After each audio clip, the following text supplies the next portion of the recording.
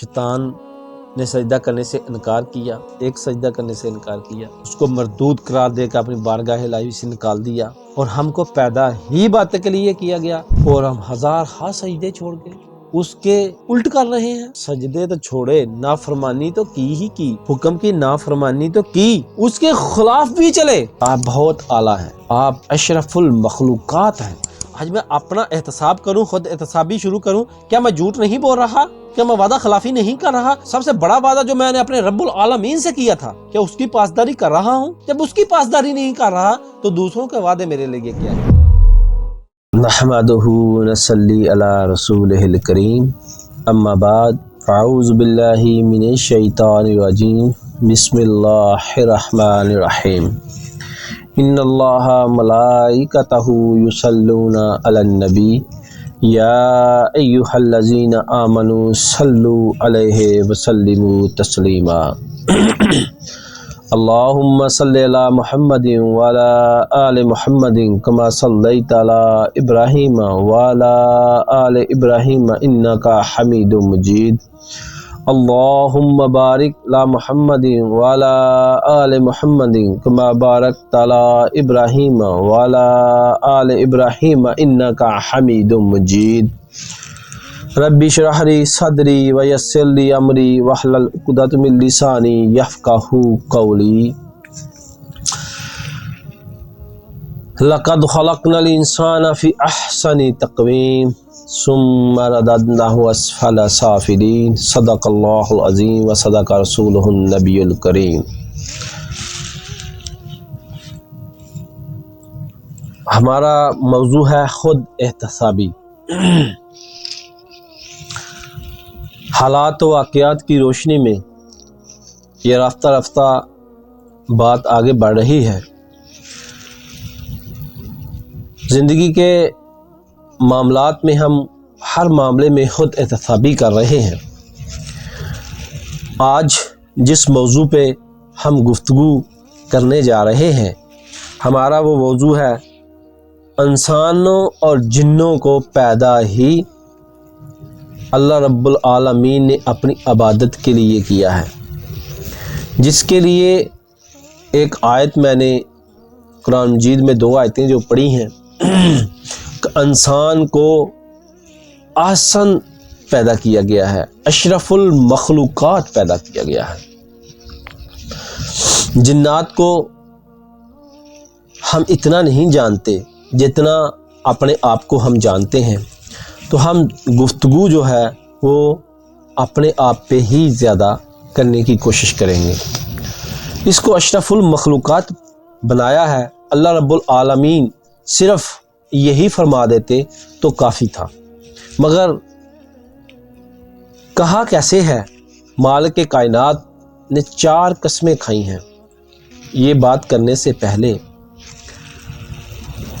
والتین والزیتون وطور سینین وہذا البلد الامین لقد خلقنا الانسان فی احسن تقویم۔ احسن قرار دیا ہے، اچھا نہیں، بہتر نہیں، بہت بہتر، بہت بہتر، موسٹ امپورٹنٹ۔ معمولی نہ سمجھیں، اپنے آپ کو سمجھیے، اپنی قدر کیجئے۔ اللہ رب العالمین نے کس عزت سے آپ کو نوازا ہے، آپ کو مسجود ملائکہ بنایا ہے۔ آپ معمولی نہیں ہیں، آپ بہت اعلیٰ ہیں، آپ اشرف المخلوقات ہیں۔ مگر کیا ہم اشرف المخلوقات ہی ہیں؟ ثم رددناہ اسفل سافلین، مگر ہم نے اپنے اعمال کی بنا پر، جو ہم اعمال کرتے ہیں اس کی بنا پر، ہم نے وہ کہیں جو کیٹیگری ہم کو دی گئی تھی، جس انعامات سے ہم کو نوازا گیا تھا، جو درجہ ہمارا تھا، جس نوعیت پہ، جس شان سے ہم کو پیدا کیا گیا تھا، کہیں وہ مقام ہم نے کھو تو نہیں دیا؟ خود احتسابی کریں گے تو جواب یہی ملے گا، اس مقام پہ حق قائم نہیں رہے، نیچلوں سے نیچے ہو گئے ہم۔ آپ بخوبی کو اندازہ کریں کہ جانور کی جو جبلت ہے، جس نوعیت پہ اس کو پیدا کیا تھا، جو وہ کام تھے وہ تو کر رہے ہیں۔ عبادت کرنے کے لیے تو فرشتے ہی کافی تھے، اس کو کیوں پیدا کیا گیا؟ جبکہ فرشتوں نے کہا بھی تھا کہ یہ فساد مچائے گا۔ ہم آپ کی عبادت کرنے کے لیے ہیں نا، جو آپ کھاتے بھی ہیں، پیتے بھی ہیں، سب کچھ کرتے ہیں، بیوی بچے بھی ہیں، وہ نہ کھاتے ہیں، نہ پیتے ہیں، نہ سوتے ہیں، کرتے کیا ہیں؟ صرف اللہ کی عبادت کرتے ہیں۔ آنکھ جھپکتے ہی نہیں ہیں، مگر اللہ رب العالمین نے کہا تھا جو میں جانتا ہوں تم نہیں جانتے۔ پھر ہمارے جد امجد حضرت آدم علیہ السلام کو جو نام سکھلائے، برتری دی، شیطان نے سجدہ کرنے سے انکار کیا، ایک سجدہ کرنے سے انکار کیا، اس کو مردود قرار دے کے اپنی بارگاہ الہی سے نکال دیا، اور ہم کو پیدا ہی بات کے لیے کیا گیا، اور ہم ہزار ہا سجدے چھوڑ گئے، اس کے الٹ کر رہے ہیں۔ سجدے تو چھوڑے، نافرمانی تو کی ہی کی، حکم کی نافرمانی تو کی، اس کے خلاف بھی چلے۔ اللہ نے کہا حرام چھوڑ دو، ہم نے دن رات وہی کمانے پہ اپنی زندگی صرف کر دی۔ اللہ نے کہا اپنی نظر کی حفاظت کرو، ہم نے اس کو 24 گھنٹے لگا دیا سونے کے علاوہ، وہ بھی اللہ پاک کی کوئی استثنا ہے ہمارے لیے جو ہم کو آرام کے لیے نیند دے دی، ورنہ وہ بھی ہمارا وقت ایسے ہی گزر جاتا۔ پیدا تو کیا گیا تھا عبادت کے لیے، ہم کس کام میں لگ گئے؟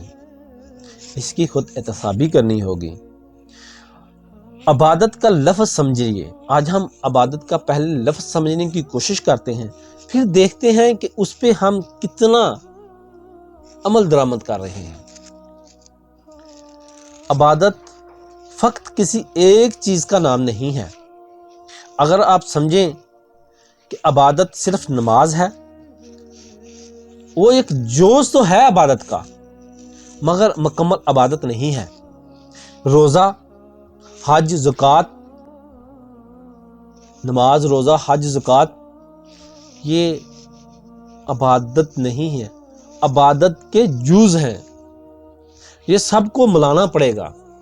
عبادت ایک اسپیشل اللہ رب العالمین کی طرف سے ایک پیکج ہے، جو زندگی کے ہر پہلو میں اللہ کی کبریائی بیان کرنی پڑے گی، اللہ کو اپنا اللہ اکبر کہنا نہیں، ماننا پڑے گا، اللہ کو بڑا کرنا پڑے گا۔ اگر ہر معاملے میں، میرے لین دین میں، میرے پیدا ہونے میں، میرے آنے جانے میں، میرے جوان ہونے میں، میرا رزق کمانے میں، شادی کرنے میں، مرنے میں، جینے میں، اٹھنے میں، بیٹھنے میں، سونے میں، کھانے میں، پینے میں، عبادت ہر قسم کی کرنے کے پورا جو مجموعہ لیا جائے گا، پورا پیکج لیا جائے گا، سنت کے مطابق لیا جائے گا، تو وہ عبادت کہلائے گی۔ آج اگر میں 5 وقتہ نماز ادا کر رہا ہوں تو میں سمجھ رہا ہوں کہ میں کوئی توپ ہوں، میں تو بھی دین کا ٹھیکیدار بن گیا، میں تو عبادت کر رہا ہوں، رمضان کے روزے رکھ لیے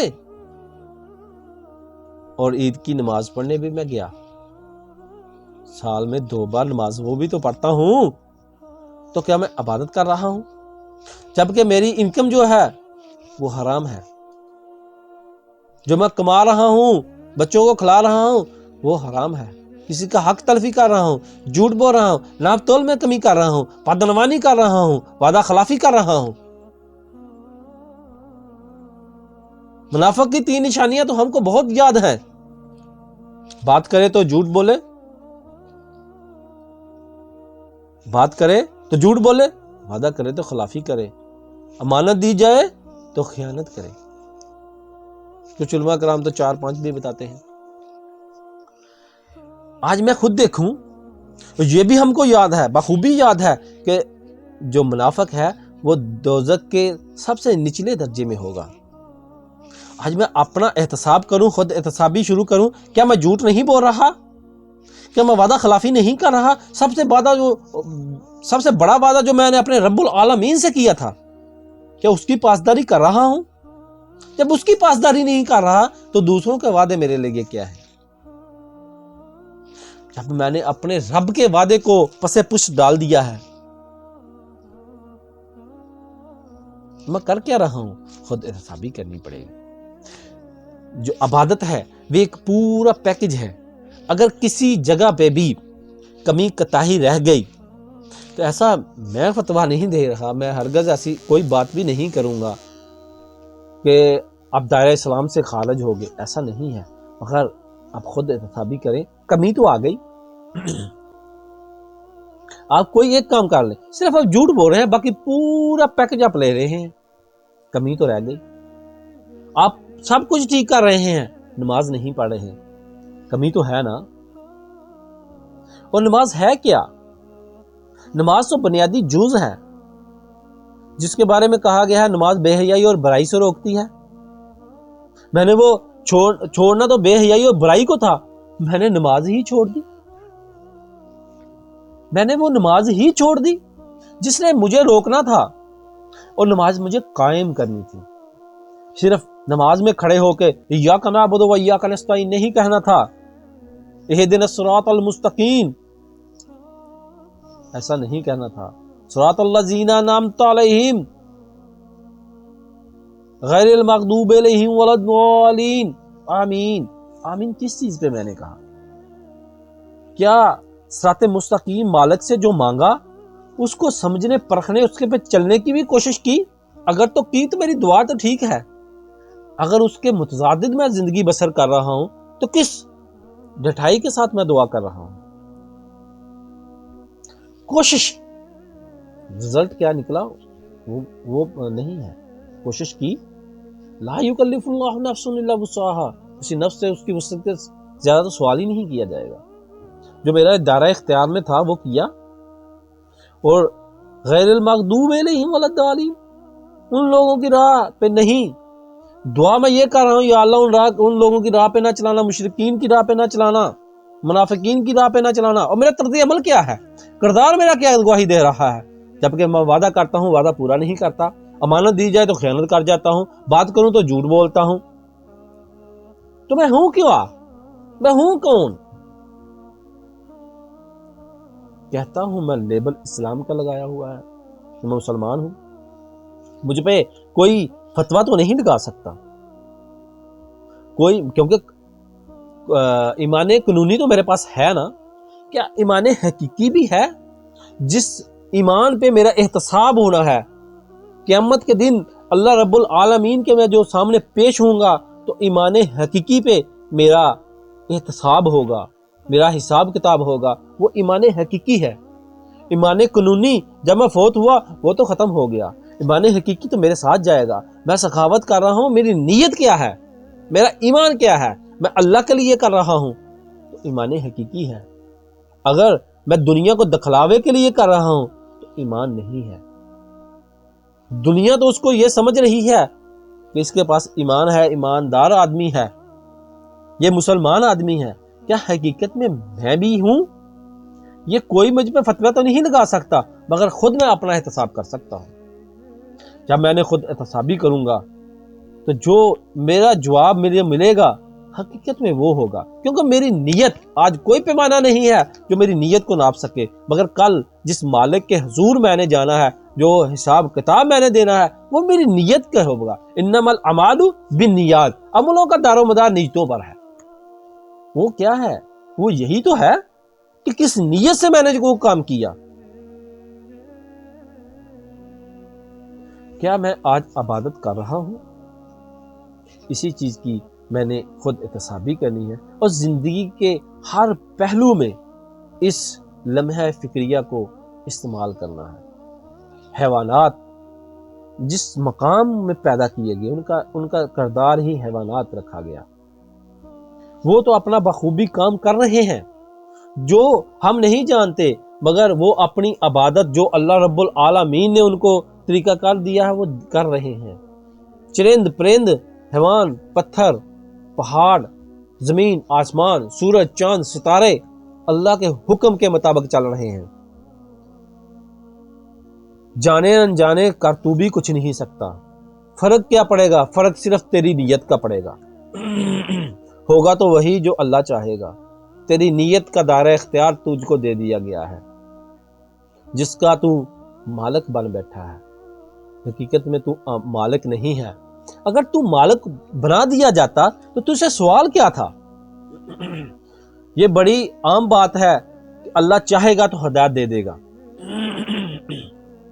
ہدایت دینے والی تو اللہ کی ذات ہے۔ اس بارے میں میرا اپینین کچھ مختلف ہے۔ جو میں نے سوچا سمجھا پرکھا، اس میں میرا اپینین کچھ مختلف ہے۔ آپ اتفاق کریں یا نہ کریں، اور میں اللہ رب العالمین سے دعا گو ہوں کہ میرے منہ سے ایسا لفظ نہ نکل جائے جس کی مجھے روز قیامت پکڑ ہو جائے۔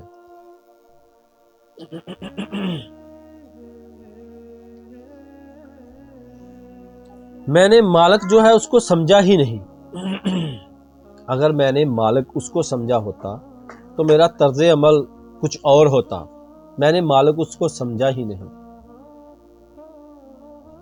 میں نے مالک اپنے آپ کو سمجھ لیا۔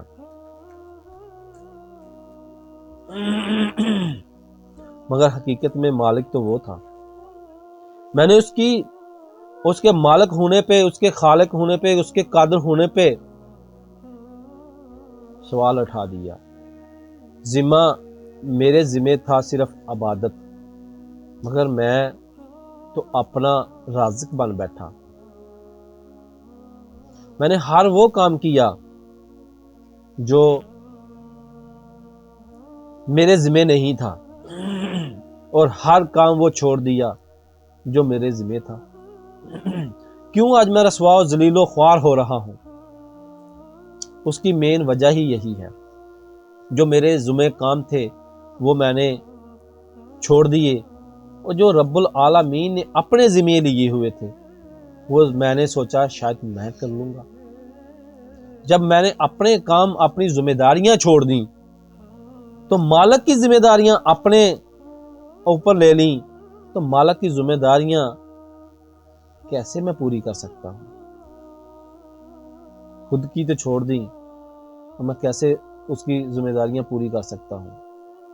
نہیں کر سکتا۔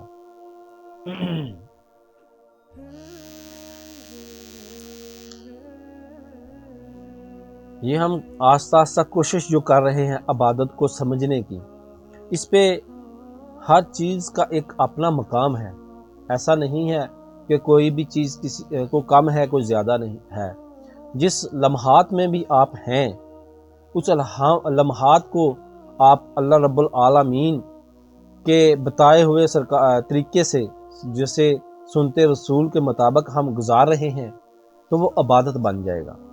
اگر ہم شادی کی تقریب جو سرکار دو عالم صلی اللہ علیہ وسلم سے ثابت ہے اس طریقے سے کر رہے ہیں تو ہمارا شادی کرنا بھی عبادت بن جائے گا۔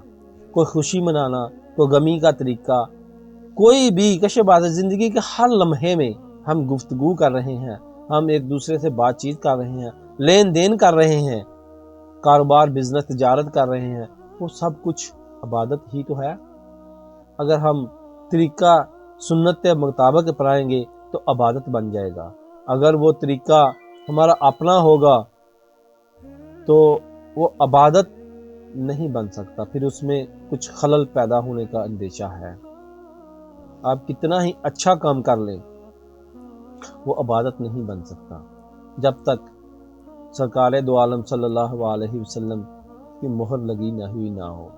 اس کام پہ سرکار کی مہر نہیں ہے تو وہ عبادت نہیں بن سکتا۔ آپ کے بہت سی چیزوں کا دائرہ اختیار آدمی کو دے دیا گیا ہے جس کی وجہ سے وہ سوچتا ہے کہ میں ہی مالک ہوں۔ جیسا کہ آپ کو پیسہ دے دیا گیا، آپ جہاں چاہیں خرچ کر سکتے ہیں۔ آپ نے سمجھا کہ آپ مالک ہیں، ہرگز نہیں، آپ اس کے مالک نہیں ہیں۔ اس کے بارے میں سوال ہوگا۔ اگر آپ مالک ہوتے تو سوال کس چیز کا تھا؟ یہ امانتاً ہے، یہ عہدہ، یہ اختیار، یہ گاڑی، یہ مکان، یہ سب کچھ آپ کے پاس امانت ہے۔ آپ کا لباس بھی آپ کے پاس امانت ہے، جو آپ کو پیسہ دیا گیا ہے وہ بھی آپ کے پاس امانت ہے۔ بعض ضرورت آپ تو استعمال کر سکتے ہیں، اسراف نہیں کر سکتے۔ جب اسراف کریں گے تو گناہ کے زمرے میں آ جائے گا۔ بعض ضرورت آپ اچھا سے اچھا کھائیں، اچھا سے اچھا پہنیں، تو وہ کیا ہے؟ وہ عبادت ہو جائے گا۔ رزق حلال کما رہے ہیں آپ کا، تو رزق حلال کمانا بھی عبادت ہے۔ آپ وعدہ کر رہے ہیں تو آپ جان رہے ہیں کہ میرا مالک مجھے دیکھ رہا ہے، میرا مالک میرے ساتھ ہے، تو وعدہ میں کر رہا ہوں، میں اس کو پورا کرنے کی پوری کوشش کروں گا۔ یقین کے ساتھ آپ وعدہ کر رہے ہیں تو وہ آپ کی عبادت میں شامل ہو جائے گا۔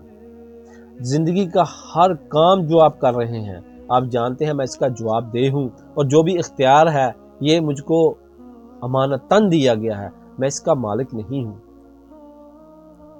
اگر میں مالک ہوتا تو میرے مرنے کے بعد میرا کفن کے ساتھ کچھ اور بھی جاتا۔ جس چیز کا میں مالک اپنے آپ کو سمجھ بیٹھا، میں وہ ساتھ لے جاتا۔ میں مالک نہیں ہوں، یہاں کوئی بھی مالک نہیں ہے۔ جو حقیقی بادشاہ ہے، جس کی یہ ساری کائنات ہے، وہ میرا رب ہے، اور میں کہتا بھی ہوں رب العالمین، اور اس کے متضاد بھی چلتا ہوں۔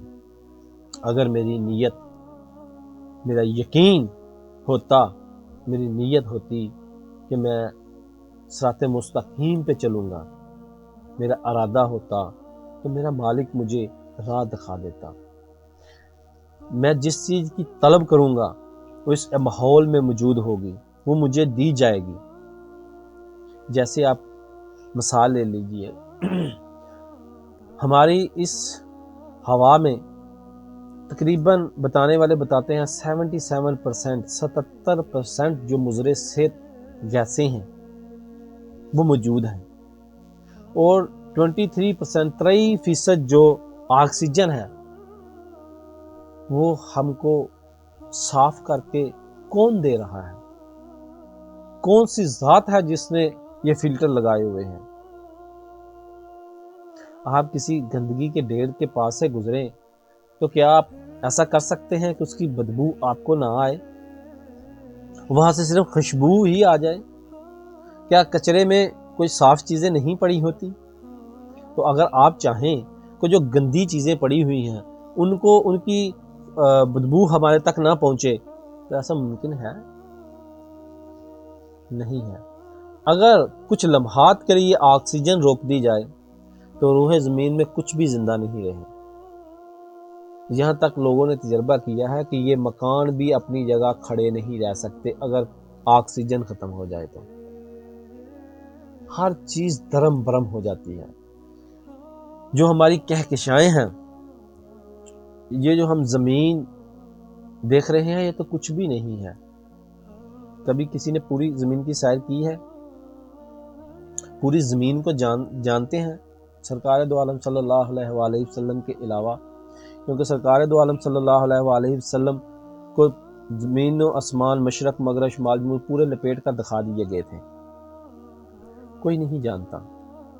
تو یہ زمین بتایا جاتا ہے کہ بہت چھوٹی ہے، اس سے کئی گنا بڑا سورج ہے، اور سورج سے کئی گنا اور سیارے اس سے کہیں زیادہ بڑے ہیں، کہکشائیں ہیں، بہت زیادہ چیزیں ہیں جن کا ہم تصور بھی نہیں کر سکتے۔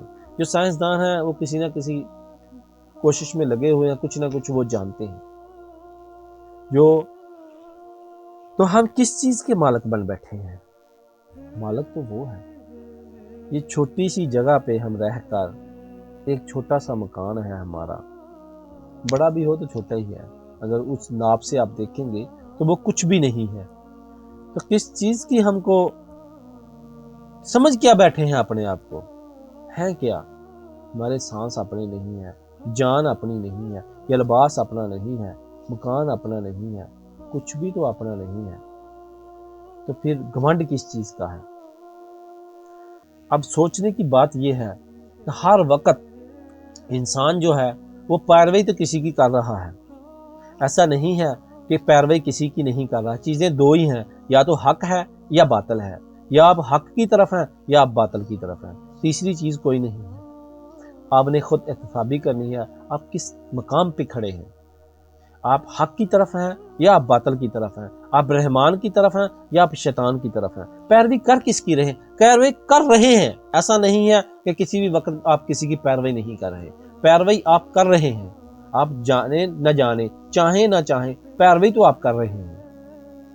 فرق کیا پڑے گا؟ آپ کے سمجھنے سے، سوچنے سے، خود احتسابی کرنے سے فرق کیا پڑے گا؟ پھر آپ ڈیسائیڈ کر سکیں گے۔ فرق یہ پڑے گا، آپ ڈیسائیڈ کر لیں گے کہ میں نے جانا کس طرف ہے، میں رحمان کی طرف جانا ہے یا شیطان کی طرف جانا ہے۔ یہ ڈیسائیڈ آپ نے خود کرنا ہے، اس کے لیے کوئی دوسرا آپ کو ملزم الزام نہیں ٹھہرا سکتا، اور نہ ہی کل قیامت کے دن آپ کو کسی کو ٹھہرا سکیں گے۔ اللہ رب العالمین نے ارشاد فرمایا ہے کل قیامت کا دن ہوگا، جن کی یہ عبادت کرتے ہیں وہ بری و ذمہ ہو جائیں گے کہ مالک ہم نے ان کو نہیں کہا تھا ہماری عبادت کریں۔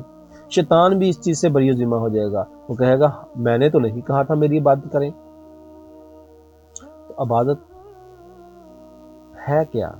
یہ پورا پیکج ہے، اور محبت کے ساتھ، ایسا نہیں ہے کسی مجبوری میں آ کر ہم یہ کام کریں، نہیں، ہم محبت کے ساتھ بار بار قرآن میں ارشاد فرمایا تقوا اللہ تقوا اللہ تقوا اللہ، ڈرو ڈرو اللہ سے، ڈرو اللہ سے، ڈرو۔ ڈرنا کس چیز سے ہے؟ ڈرنا اس چیز سے ہے کہ ہمارے اعمال کی وجہ سے میرا مالک مجھ سے ناراض نہ ہو جائے، وہ خفا نہ ہو جائے، اس کی محبت مجھ سے جاتی نہ رہے۔ یہ وہ خزانہ ہے اللہ کی محبت، اللہ کی محبت وہ خزانہ ہے جو اس کا مداوع اور کوئی ہے ہی نہیں، اس کا بدلہ کوئی ہے ہی نہیں، تو وہ میں کیوں چھوڑ رہا ہوں ایک چند لمحات کی زندگی کے کچھ فائدے کے لیے، جس پہ پورا کنٹرول بھی میرا نہیں ہے، جس پہ اختیار بھی میرا نہیں ہے۔ ان چند لمحات کے لیے میں اپنے رب کی محبت کو چھوڑ رہا ہوں، اور جا کس طرف رہا ہوں، اس چیز کا احتساب کرنا ہوگا۔ اور عبادت کے ہم پہلوؤں پہ پھر بھی کبھی بات کریں گے۔ یہ رفتہ رفتہ عبادت، نماز، روزہ، حج، زکوٰۃ، صدقہ خیرات، ہر چیز پہ انشاءاللہ آہستہ آہستہ گفتگو کرنے کی کوشش کریں گے۔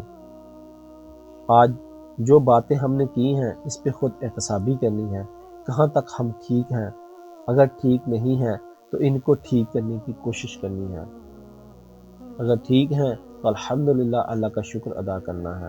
آج سے ہی ہم توبہ کریں گے، سچی یقین والی توبہ، اور ہر حال میں اللہ کی عبادت کرنے کی کوشش کریں گے، یقین والی توبہ کریں گے۔